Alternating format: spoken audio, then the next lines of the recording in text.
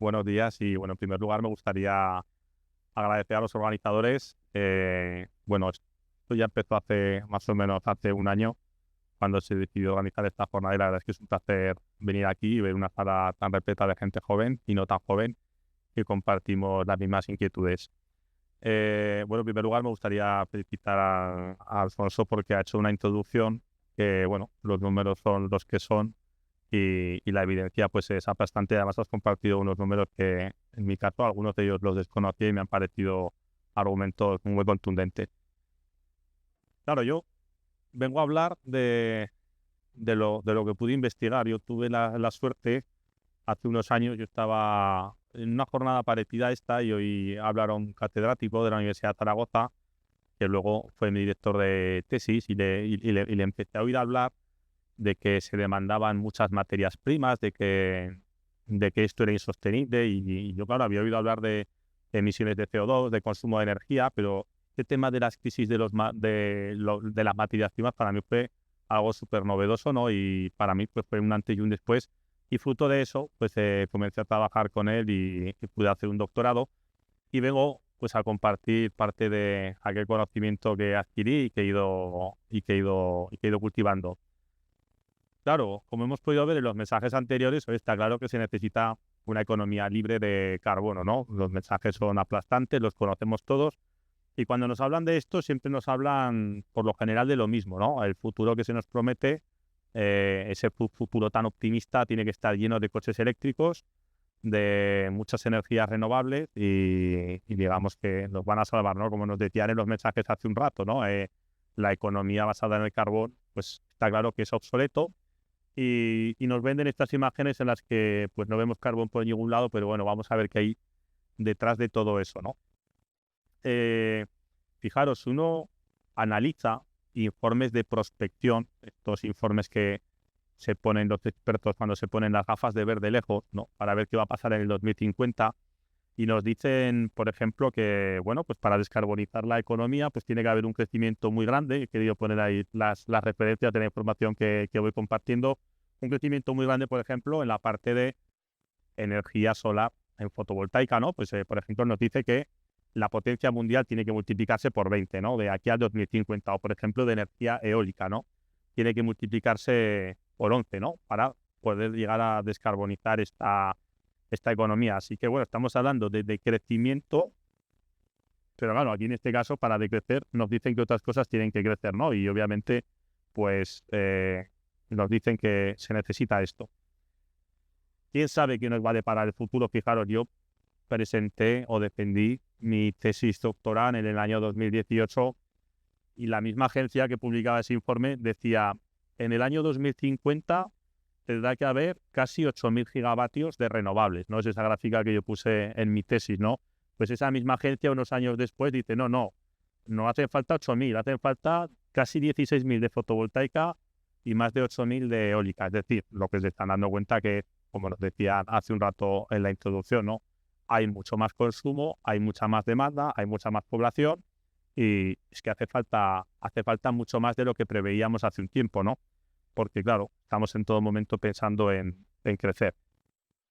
Entonces, claro, con, con todo ese escenario de renovables, de coches eléctricos, de futuro lleno de tecnologías innovador, realmente vamos a hacer una economía verde, y pongo lo de verde entre interrogantes, ¿no? Una economía en la cual pues se habla de renovables, pero bueno, el mundo de la digitalización está ahí, ¿no? Las nuevas tecnologías, la, la conectividad, los coches autónomos, los LED, sistemas de nuevos catalizadores. Bueno, vamos realmente a una economía verde y será verde o multicolor, ¿no? Y hablo de multicolor porque, claro, al final todo aquello que usamos ha sido producido, ¿no? Y ha sido producido a partir de materias primas, ¿no?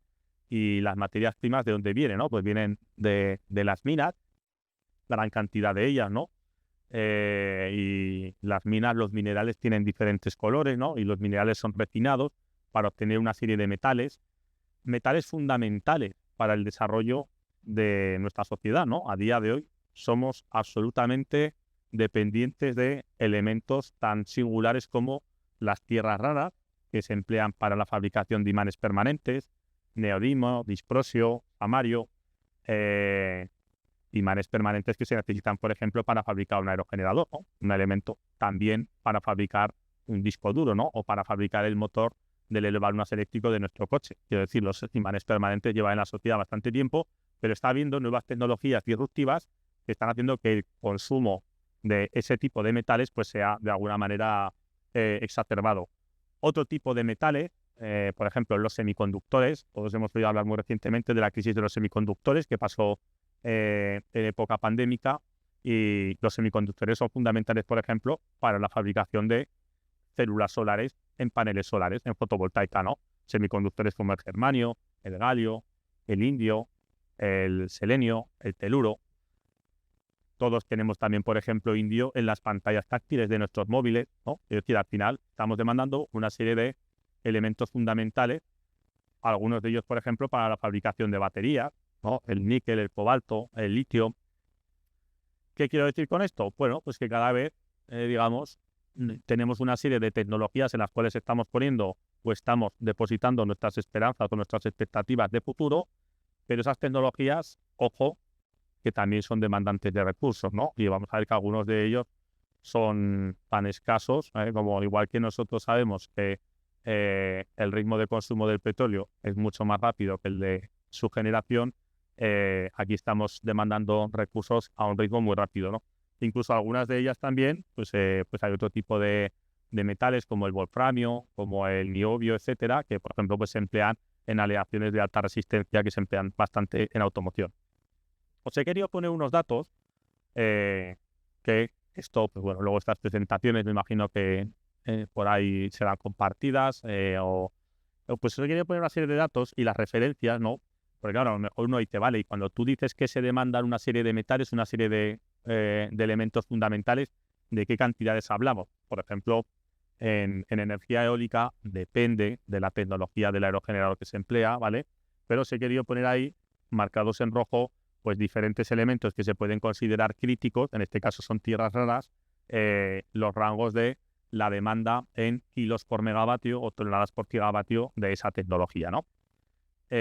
Lo mismo en el caso de la fotovoltaica. Os he querido poner aquí una serie de referencias. Dice, bueno, pues tenemos diferentes tecnologías, silicio cristalino, luego otras tecnologías de capa fina que se denominan, y en la primera de las columnas pues aparecen diferentes elementos y las cantidades que se demandan, ¿no? Y los valores están en kilos por megavatio o toneladas gigavatio, ¿no? Bueno, es decir, son tecnologías que de alguna manera demandan una serie de recursos. Ya veremos si tenemos suficiente para su desarrollo. Y por otro lado, hablar de renovables significa hablar de coche eléctrico, ¿no? Tampoco es una casualidad que uno vaya de la mano de otro. Os he querido poner esta gráfica que tenemos aquí en colores. Esta es la curva de generación de energía eléctrica. No recuerdo en qué día será. Esto es de Red Eléctrica Española. En concreto, el 17 de abril, creo que me alcanza la vista, del 2023, ¿no? Y ahí aparece como a lo largo del día iba evolucionando la producción de energía eléctrica, y aparecen las diferentes tecnologías en colores, ¿vale? Que se tienen que ir conectando o desconectando para poder, de alguna manera, satisfacer esa demanda. Llama la atención, claro, la energía solar, pues obviamente su producción se concentra en el momento diurno, por eso tenemos esa gran mancha naranja que va de las 9 de la mañana aproximadamente las 8 de la tarde, y sabéis lo que supone, por ejemplo, el tener que poner eso. Pues supone que otras tecnologías, como por ejemplo pues la energía eólica, que también es renovable, pues hay momentos del día, ¿no? Que como hay, se puede decir, una gran oferta o mayor que la demanda, que pues tenemos que tener parques eólicos parados, ¿no? Eso es lo que de alguna manera justifica que en determinados momentos, a lo mejor en periodos que hay bastante viento, uno dice, ¿cómo que los aerogeneradores están parados? No, hay veces que lo hacen porque el viento es excesivo, pero hay veces que simplemente pues porque, bueno, pues hay exceso de oferta en la parte de la producción. Entonces, claro, uno dice, pues parece que las renovables, para seguir penetrando, si ya a día de hoy las estamos parando en determinados momentos, para seguir penetrando necesitamos más consumo de energía eléctrica. Bueno, pues el coche eléctrico es una gran batería con ruedas ¿vale? Y es un elemento que de alguna manera hoy pues tiene grandes ventajas o grandes bondades desde el punto de vista de las emisiones directas, pero bueno, ahora hablaremos también de que tiene un lado oscuro. Nos decían hace no demasiado, una directora de Smart Mobility de Iberdrola decía que electrificar 1 millón de coches aumentaría el consumo eléctrico en España en un 1%. Es decir, fijaros, te dice, qué bien está, 1 millón solamente aumentaría el 1%. Y dice, bueno, pues es que vehículos ligeros en España hay 25 millones. Es decir, pues entonces 25 millones, 25%. Es decir, al final lo que se está viendo es que la electrificación de la movilidad obviamente lo que va a significar va a ser una penetración más fuerte pues de otro tipo de tecnologías para la generación de energía eléctrica. Volviendo al coche, que aquí fue un poco el tema principal de mi investigación. Volviendo al coche, claro, yo analicé mucho a través de unos indicadores que tenían que ver con la exergia de los materiales, con una parte termodinámica, ¿no?, de los materiales. Analicé la huella que tenía un vehículo eléctrico con relación a uno de combustión, desde el punto de vista de la perspectiva de los materiales que se necesitaban para su fabricación. Y lo que podemos decir, y esto está publicado en revistas de impacto, podemos decir que un coche eléctrico, que es el que aparece abajo, VEV, Battery Electric Vehicle, es aproximadamente desde el punto de vista de los recursos y el capital mineral que se necesita para su fabricación, el doble de uno de combustión, ¿vale? 2,2 veces. Tiene sus bondades y sus ventajas desde el punto de vista de las emisiones directas. Pero desde el punto de vista de los recursos, ojo que también es voraz. ¿Qué quiero decir con esto? Lo que quiero decir es que la actual tecnología es omnívora. De hecho, fijaros, para fabricar un coche, ya no hablo de eléctrico, un coche convencional, hacen falta un SEAT de los que se fabrican aquí al lado. Hacen falta más de 50 elementos de la tabla periódica. Más. Estos no son estimaciones, son datos reales del fabricante que he trabajado con ellos, haciendo un doctorado.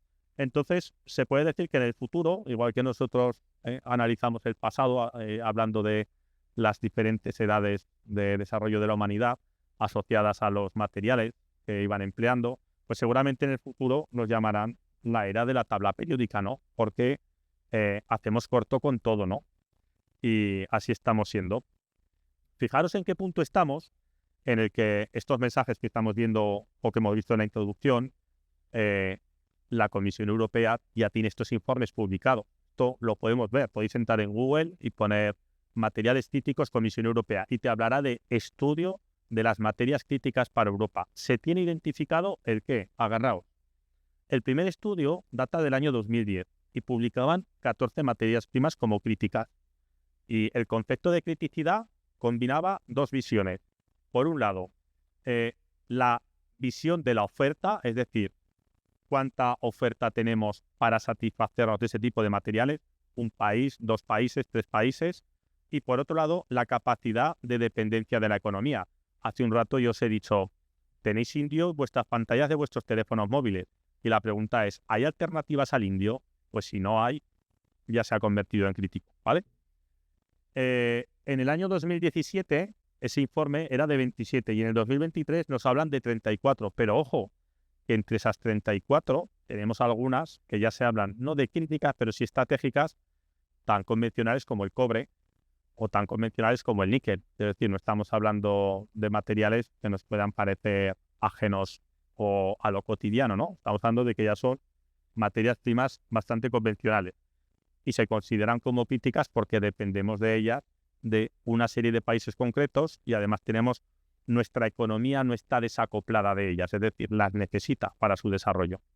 Os he querido poner unos datos y también ahí tenéis la referencia, por ejemplo, en la fabricación, volviendo al título de la conferencia de mi presentación, en la fabricación de aerogeneradores aparecen en rojo algunos de los materiales que son materias primas críticas y aparece en la leyenda que aparece abajo los países de los que dependemos. Por ejemplo, para la fabricación de aerogeneradores, las tierras raras, el 54% vienen de China. En la fabricación de paneles solares, el 53% de ese tipo de materias primas vienen de China. En la fabricación de baterías, pues tenemos una dependencia muy alta de África, de China. También esto está bien, ¿no? Porque nosotros hablamos en Europa de cómo hacer una adecuada gestión de los residuos, de cómo reciclar, de cómo tratar las cosas al final de la vida. Y y bueno, y cómo se están produciendo ese tipo de materias primas, ¿no? Somos conscientes del impacto medioambiental que hay asociado a la minería del cobalto en el Congo, o de si ahí se rigen por los derechos humanos, o si ahí de alguna manera hay niños trabajando en las minas. Es decir, también aquí un europeo puede hacer un lavado de conciencia y dice, mira, me compro un coche eléctrico y salvo el planeta. Bueno, por si acaso no leas demasiado sobre de qué está hecha tu batería y dónde se producen ese tipo de materiales. ¿Qué hay detrás de todo este policromatismo, ¿no? De toda esta economía verde? Bueno, pues lo que sucede es que cuanto más queramos descarbonizar, y pongo ahí al señor que está pintando de verde el humo de las centrales, lo que vamos a necesitar es más materias primas. Más materias primas significa más energía. La materia prima no es, ahí va, abro el grifo y salen, ¿no? Del subsuelo. Más minería significa más energía. La minería no es precisamente un sector que se desacople de las emisiones de CO2. De hecho, es un sector que depende mucho de los combustibles fósiles, ¿no? La maquinaria que se emplea en la minería, pues os podéis imaginar que, ahora os daré unos datos, más energía son más emisiones y más contaminación. Es decir, volvemos un poco a todo este concepto de realmente, ¿podemos decir crecemos de manera infinita porque vamos a crecer asociados a las renovables? Hombre, pues ahora mismo estamos ahí en una espiral en la que realmente más descarbonización está llevando más emisiones. De hecho, os he querido poner unos datos. Esto que aparece aquí en el eje de las X, esto es qué sucede cuando en una mina se empieza a agotar sus yacimientos, ¿no? Se puede decir que una mina, cuando empieza a ser explotada, pues se explota porque hay una concentración de materiales, del material que tú buscas, pues elevada, ¿no? Conforme se empieza a agotar esa concentración, nos vamos en el eje de las X hacia la izquierda, hacia el cero. ¿Qué sucede? Pues lo mismo que pasa con el petróleo, ¿no? Que se dice, es que claro, cada vez cuesta más extraer el petróleo, ¿no? Porque cada vez hay que ir a mayores profundidades o hay que emplear tecnologías, ¿no? De alguna manera que necesitan más energía. Con las materias primas, con la minería es lo mismo. Tú, conforme vas agotando un yacimiento, lo que necesitas es que sucede de manera exponencial, aumentamos el consumo de energía. Y de hecho el consumo de energía, que sepáis que en una mina, este es el caso del cobre, el 60% estamos hablando de excavadoras, de grandes elementos para triturar y para picar los minerales. Es decir, estamos hablando, luego otros que son para el tratamiento de los minerales, es decir, estamos hablando de maquinaria principalmente fósil. De hecho, el sector minero es el responsable de casi el 20% de las emisiones de CO2 a nivel mundial. Y os he querido poner unos datos más, ¿vale? Aquí aparece cómo nos volvemos a topar con las exponenciales, ¿no? Igual que hablamos del crecimiento de la población, del PIB, pues aproximadamente en los últimos 150 años, cómo han aumentado las emisiones de CO2 en el sector de la minería. Y en el sector de la minería, pues por ejemplo, estamos viendo datos tan significativos como, por ejemplo, del 2005 al 2050 se espera que va a duplicarse, ¿no? Es decir, esas emisiones se van a duplicar. Y bueno, y esto es un poco el escenario que tenemos. Nosotros hemos hecho algún estudio, perdonadme que mire el reloj, pero no me quiero extender demasiado o más del tiempo. Hemos hecho algún estudio en el cual ya hemos advertido de ciertas materias primas que se pueden considerar como críticas en los próximos años, ¿no? Y alguno de vosotros podría decir, pero si todo se salva con el reciclaje, si la economía es circular, bueno, nosotros solemos decir que la economía es espiral, ¿no? Y cuando digo espiral es que, bueno, pues en todo proceso, la termodinámica nos lo dice, vamos a tener unas pérdidas. Y os pongo un ejemplo. Tenéis ahí en una tabla periódica con diferentes colores y aparecen en rojo los elementos cuyas tasas de reciclaje funcional son inferiores al 1%, en naranja los que son entre el 10 y el 25% y así sucesivamente hasta llegar al azul. Lo que estamos viendo es que tenemos grandes cantidades de materiales cuyo reciclaje funcional es muy pequeño. Y, por ejemplo, os pongo el ejemplo de un automóvil. Un automóvil, cuando se recicla, yo conozco bien el sector, se pierde el 25% del capital mineral. Y vosotros diréis, pero si se ha reciclado todo el coche. Sí, claro. Si yo tengo una pantalla táctil con navegador tan bonita en mi automóvil y ese automóvil es fragmentado en una planta de fragmentación, que lo que hace es recuperar principalmente las chatarras férricas y no férricas, ¿dónde está el proceso para recuperar los miligramos de indio que hay en esa pantalla o los miligramos de plata que hay en las centralitas electrónicas? No existe. No existe. Entonces, ¿eso qué hace? Que ese tipo de metales se subciclen y, por decirlo de alguna manera, no vuelvan a la sociedad. Entonces, eso también tenemos que tenerlo claro, que el reciclaje está todavía lejos de ser realmente un auténtico reciclaje. Y yo pongo aquí un ejemplo. Si nosotros al reciclar un vehículo mezclamos muchos tipos de metales, al final el resultado que tienes que es, pues es una mezcla, ¿no? Es una mezcla además de baja calidad, como nos dicen ciertos autores. Y esto es lo mismo que sucede, pues ¿qué sucede si tenemos un vino de más calidad con otro de menos calidad y lo echamos en una jarra? Y yo te digo, vale, venga, pues ahora con esa jarra vuelve al vino bueno inicial. ¿Qué tienes que hacer para diluir ese aroma a Tetra Brik? Añadir litros y litros y litros y litros del mejor vino de la bodega. Con las aleaciones es lo mismo.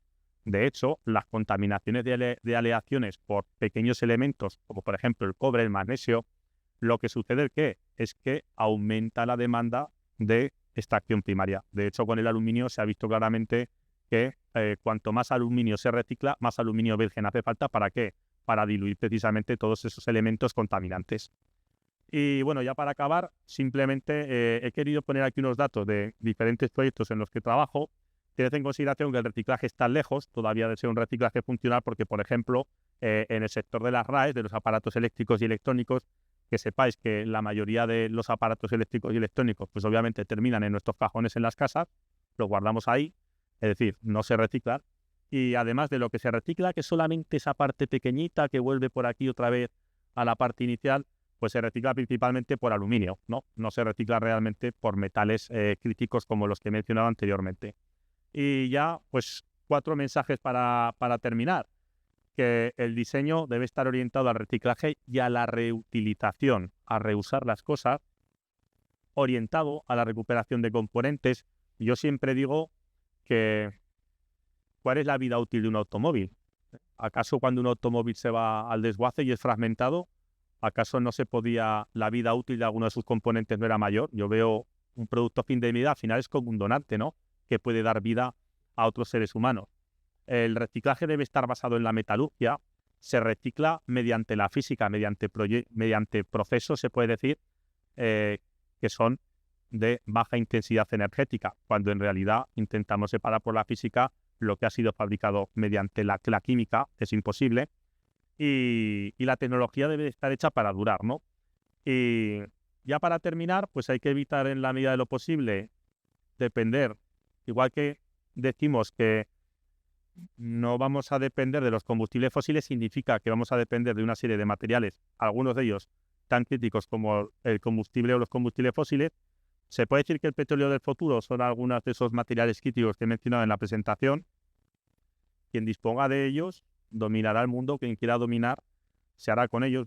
Estamos ahora viviendo un periodo de guerras y seguramente detrás de ellas haya también una parte importante de hacerse con recursos. Y bueno, la poca vida útil de ciertas tecnologías como el coche eléctrico, que nos los venden como el futuro, pero luego nos dirán que en 10 años tenemos que comprar otro, pues en realidad no es una solución real.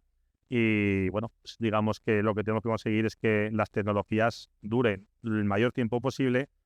Y bueno, finalmente es un mensaje que lo han dicho al inicio, ¿no? El ser humano, al final, vivimos en un mundo de sueños infinitos, pero no se puede tener un crecimiento infinito. Quizás sí sueños infinitos, pero no un crecimiento infinito, porque estamos en un sistema con límites finitos. Y por mi parte esto es todo.